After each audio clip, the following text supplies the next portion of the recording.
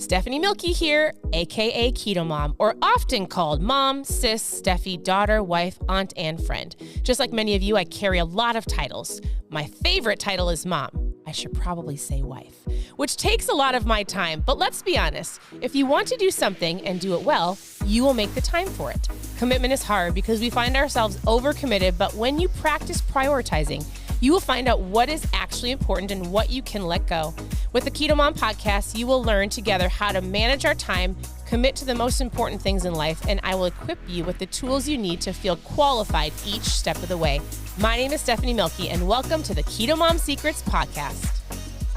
Good morning. Welcome to the KetoMom page. My name is Stephanie, and we're going to talk about the 6 techniques for installing good habits. And did you know the secret to your success is found in your daily routine? And you might go, I better fix that.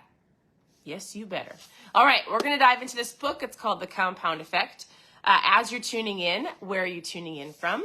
And if you're watching live or listening live, which, by the way, we have a podcast called KetoMom Secrets. We're on Instagram called KetoMom Secrets, Facebook KetoMom. You can listen to the podcast, but if you're watching live, it's Friday. Happy Friday. What are you doing this weekend? Anything super fun? I would love to know. We actually have guests coming all weekend. So we have 6 other people that are going to stay in our home for the whole weekend until Monday. It's going to be super fun. They're coming up from Florida, so we're getting ready for our guests. We will be leaving in a couple hours to go pick them up. So tell me where you're tuning in from and if you're doing anything fun, right? And if you're not, maybe your head is like, listen, I have to go to work. One thing you can always change is your verbiage, and you can say, I get to go to work. I get to help provide for my family. I get to, whatever the case may be. What do you get to do this weekend? All right. So here's how we're doing this book. I come on live. We talk about the basic overview. I think the book is incredible to help you with your habits, to help you have an awareness. The key word for all of this, and he's going to say this in the book again, awareness. As soon as you have awareness of what you're doing and how often you're eating and the excuses that you're making or the reasons why you're not doing something or why you are doing something if it's not a great habit, as soon as you have awareness, it's the first step to go, I know why I'm doing that. Whether it's a feeling or a habit or a reward or boredom, you go, all right, I know how to fix this. And so you can always go back. You can go to ketomomsecrets.com, click on mindfulness or book club. I think it's labeled KetoMom Book Club. I always forget. ketomomsecrets.com, and you can go through all of the books and the past lives on the books that we've done. Today, we are diving into 6 techniques for installing good habits. Yesterday, we talked about, just so you have a reminder, we talked about 5 strategies for eliminating bad habits. So we talked about how to eliminate them, how to identify our triggers. We talked about swapping different options, cleaning house, and making it simpler for you to eliminate some things. Today, we've got techniques to install good habits. And here's how he starts it. He's like, eliminating a bad habit means removing something from your routine. Installing a new one, more productive habit requires an entirely different skill set. So it's one thing to remove it. Now we have to implement a new routine or a new habit. So John Maxwell says this, you will never change your life until you change something that you do daily. The secret of your success is found in your daily routine. And so, listen, I talk about this book often. I might have it. I don't know where I have it. It's a book called The Morning Miracle. It's an incredible book. If you do not own your morning, that would be the next book. You guys, it's a simple read. For you to go through it, you could read the entire book in a day, a couple days. It's called The Morning Miracle by Hal Elrod. He has a lot of different versions, but if you want to seriously own your morning, I would get the book and read it and start implementing it, whether it's 1 hour a day or 6 minutes. He gives you different options to meet it at where you need to start so you can own your morning and own your day. All right. needed my mom fuel. Are you ready? So the number one key is we're going to eliminate bad habits and start implementing good habits is staying aware. That should be your word for the rest of the year. My word is awareness on all things in life so that I can have the awareness of what's not serving me and what I need to do better to get me to where I want to go. All right, number one, if you're taking notes, set yourself up for success. So I love this. He goes, any new habit has to work inside your life and your lifestyle. If you join a gym that's 20 minutes away, you won't go. If you're a night owl, but your gym closes at 6 o'clock, that's not serving you, right? It won't work. Your gym must be close and convenient and fit into the schedule, in your schedule. If you want to lose weight and eat healthier, you must make sure your fridge and pantry are stocked with healthy options. You want to make sure that you don't binge on vending machine snacks. You bring your own snacks with you. Keeping nuts and healthy snacks in your desk drawer. The easiest and most tempting type of foods to grab when you're hungry are empty carbs. So one strategy is to always have protein on hand. So you guys, the first step in implementing a good habit is to set yourself up for success, right? Get a gym membership. Stock your fridge. Get rid of the candy in the desk drawer. Put in a good snack. Some nuts. Always have water on your desk or at home. Like take your shaker bottle with you. So number one is set yourself up for success. Number two, think addition, not subtraction. What does that mean? So he tells a story of, who was it? Hold on, I'm looking for Montel Williams. He tells a story about meeting with Montel Williams, and he needed to be on a strict diet for a medical reason, but here's what he told his friend, Darren. He said, Darren, I don't know if that's how he said it, but in my head he did.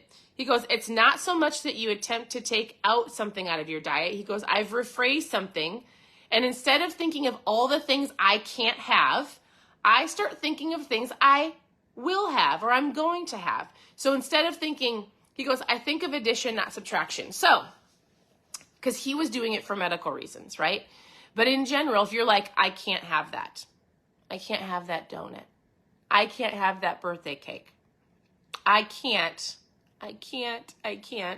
Instead of thinking you can't, he says, I can't. Okay, so he goes, instead of thinking that he has to deprive himself or take something out of his diet, right? Chocolate, whether it was dairy, ice cream, he thinks about what he can have instead. So today I'm going to have a salad and I'm going to have vegetables and fresh figs. That's what he says. I don't like figs. He fills his focus and his belly with what he can have. So he's no longer saying, I can't. He's going, what can I have today? What am I going to add into my diet today? Does this make sense? So focus on what am I going to have, not what I can't have. Does that make sense? All right. He goes, number 3, go for the PDA, public display of accountability. If you want to change some habits, and if you want to add in some good ones, we are going to set ourselves up for success. We are going to think addition, not subtraction. What can I have? We are going to do some public display of accountability. So he says this, you want to cement the new habit in, get Big Brother to watch you. It'll never be easy without this. Okay, so it's never been easier without social media. I tell people this all the time. I'm like, we're going to dive into an accountability partner, but I promise you, if you put yourself out there and you're like, listen, I'm going to lose 30 pounds. Or, hey, everybody, how's your New Year's resolutions going? I am committed to going to the gym 5 days a week. I'm going to share it on here because it's for me for accountability. And then I know y'all are watching and I know you're wondering if I'm going to commit to this. Public display of accountability is huge. And we have social media at our fingertips to go, here's what I'm doing. Whoever wants to watch, awesome.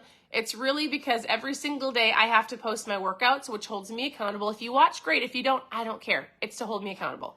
Or whatever the case may be. Maybe you at the end of each day, you celebrate on a social media platform and you're like, I didn't go to Target and spend any money today because my goal is to be financially free. Celebrate me. Woohoo! Whatever it is, right? So It is public display of accountability. Tell your family, tell your friends, tell social media, tell Twitter, tell Facebook. Get the word out that there's no sheriff in town and you are in charge. Ha! I love that, right? And whether you use social media or not, what this is going to do is if you tell a friend or you tell a family member, how many people have you told? We've told friends and family, and we're in our family, our physical family in our home. My husband will always say, like, I'm going to be the best shape of my life by the time I'm 40. And if he eats something that's not there, my girls will go, Dad, I thought you were going to be in the best shape of your life by the time you're 40. And he'll go, oh, yeah, I am. Why are you eating the ice cream? Right? So I'm just giving you an example. Like, as soon as you tell somebody, a best friend or somebody else, listen, they will watch you and they'll go, I thought you weren't drinking anymore. Oh, did you go to the gym? Right? They're your accountability. So tell somebody. All right, number 4, find a success buddy. This is different. When you're telling somebody as a whole, you're at a family function and you're like, hey, I'm gonna lose 30 pounds, or you're having fun conversation. That's just putting it out there. A success buddy is different. There's a few things as powerful as 2 people who lock arms and are marching towards the same goal. So he talks about, he had a peak performance partner. That's what he called it, a peak performance partner. This is somebody that you're going to very specifically ask and go, will you hold me accountable? And this is what he did. He said every Friday at 11 o'clock sharp, they had a 30-minute meeting to talk about their wins, their losses, the things that needed to be fixed. They talked about all of the things they needed feedback on. It was one person they gave voice to go, are you open to a suggestion? Hey, why didn't you do that? It's one person that you can go, listen, I will take the hard, like, tell me what you think, or here's what I'm doing, you're comfortable talking with, right? If you don't have that quite yet, do the public display of accountability. But my encouragement to you is find a sister, a friend, a coworker, somebody to go, can we either talk for 30 minutes once a week? Can I just send you? You don't even have to. I have women that send me messages every single day that tell me what they ate, what they're like, how they're feeling as an accountability. I don't actually seek them out. They send me a message and I'll respond and I'll look through it real quick and I'm like, oh, that looks great. Or maybe try this. I have a suggestion. Are you open to doing this? So that's an option. All right. Number 5 is competition and camaraderie. And have any of you ever done anything at work where you're doing like, all right, everybody at work, whoever loses the most body fat wins $500. That's basically what he's saying. He's like, all it takes is a little competition to keep people's engines revving, right? What kind of friendly competition can you organize with your friends, your colleagues, or teammates? And how can you inject fun into it to be competitive, but also give you a little bit of like, I'm going to win, right? That's a great way to stay accountable. Competition. I love to win. And when there's a competition, I'm just going to say, I rarely lose. And I'm not even trying to be like proud. I am very competitive. So if you give me like, listen, this is what we're doing, I'm going to work my booty off to get there. If I don't get there, it is what it is, right? I tried my hardest, but you can sure bet I'm going to give everything that I have to win whatever it is. It doesn't even matter if it's like a backpack. It doesn't even matter if it's a shaker bottle. It doesn't even matter if it's like, you get your name right here, nobody will see it, but you won. Yes! I'm competitive. All right, number 6. So if you're just tuning in, tell me where you're tuning in from. And if you're missing the beginning, you can always go back. The lives always stay here. We are talking about 6 techniques to install good habits. We talked about setting yourself up for success. We talked about thinking addition, not subtraction. We talked about public display of accountability, telling people what you're doing, finding a success buddy. Competition is healthy as long as it's done well. And then celebrating. Number 6 is celebrating. All work and no play make Jack a dull boy. That must be a common phrase. I've never heard that before, but that's what he says. And it's a recipe for backsliding. So he goes, so in general, and we talk about this in our team, like in our company, I'm really striving to celebrate every day. So you have a big goal. I want to lose X amount of weight, right? But oftentimes if people don't see that goal being achieved in 2 weeks, or they get frustrated within a couple days, they quit. So you need to find something to celebrate every day. So when you go to the gym, celebrate. When you choose the salad over the donut, celebrate. You need to find little wins every single day. It's like at the end of kindergarten when you did really good and your teacher's like, you had such a good attitude today, here's your gold star.